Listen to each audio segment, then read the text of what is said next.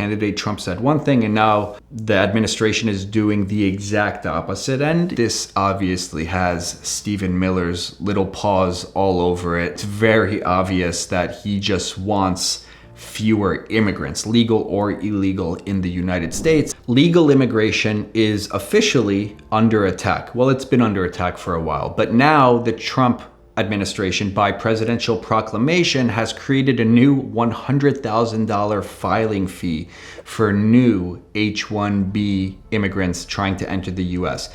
This Presidential Proclamation is only in effect for 1 year, and we do expect it to be challenged in the courts. It's unclear and probably illegal for a president to just do that by proclamation, but that is yet to be seen and will be determined by the courts. This is a pretty dramatic departure from prior things that the Trump administration has said. He said things like, we need smart, talented immigrant workers to come here to work for our corporations. He's even said things like he wants people who go to American universities to have a direct pathway to permanent residence. Let's take a look at a clip of him saying these things. It could have been done here. And a bigger example is that you need a pool of people to work for your companies. You have great companies and they have to be smart people. Not everybody can be less than smart. You need brilliant people. And we force the brilliant people, the people that graduate from college, the people that are number one in their class from the best colleges, you have to be able to recruit these people and keep the people. It was such a big deal. Somebody graduates at the top of the class,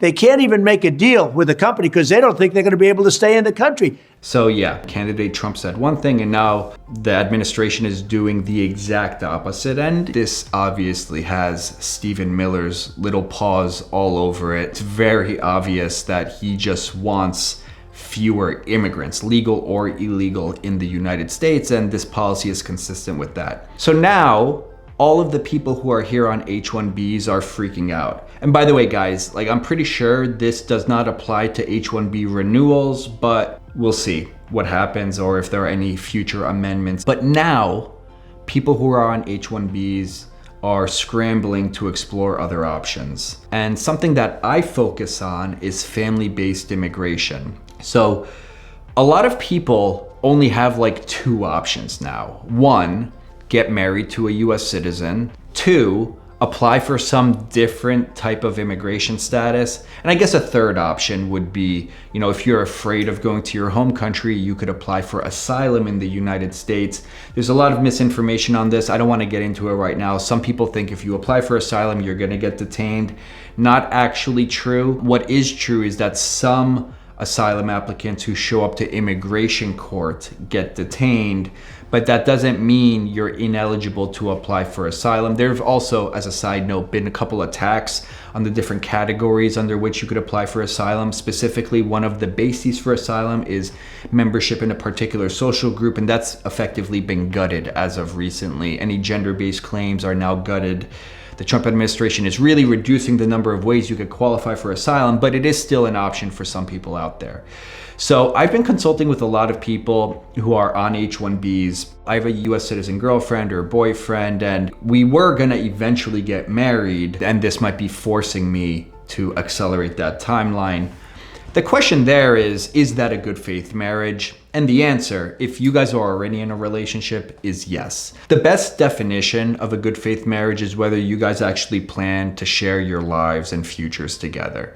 So if you were already together and now you're just accelerating the timeline for marriage, there isn't really a strong argument that this is not a good faith marriage, but there are other things you need to consider. If you're on an H-1B, you're in a particularly privileged situation because that's a dual intent visa. You can intend to permanently live in the US or not permanently live in the US. You could simultaneously have immigrant or non-immigrant intent.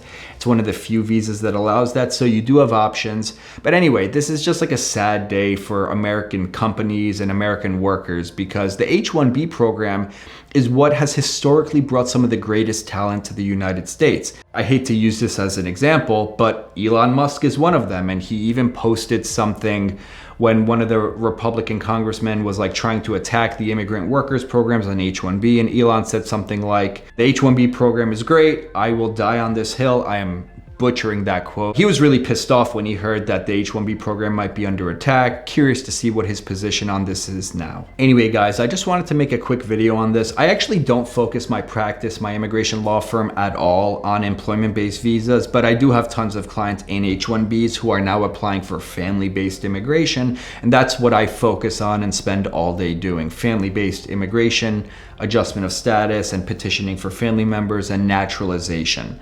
So that's my bread and butter. That's what I do all day. If you need any assistance with that, or you want to consult with an attorney about what your options are, I'm your guy. My name is Puyan Darian. I'm an immigration attorney and I handle these cases nationwide. If you want to talk to me, just schedule a consultation. But please, if your consultation is to find out what other employment-based visas you could change to, that's not what I focus on, so I'm not gonna be the best guy for you. Anyway, that brings us to the end of today's video. If you're interested in more topics, be sure to subscribe. I'll be putting out more videos on this as the details become clear and hopefully as the court challenges begin rolling in, because big money is involved here. So a lot of corporations have a major financial incentive to challenge these. Hopefully that happens soon. And as those changes begin to roll in, I'll be sure to give you guys my perspective as an immigration lawyer who's on the ground seeing these things happen in real time. So be sure to subscribe and I'll see you guys next time for another video.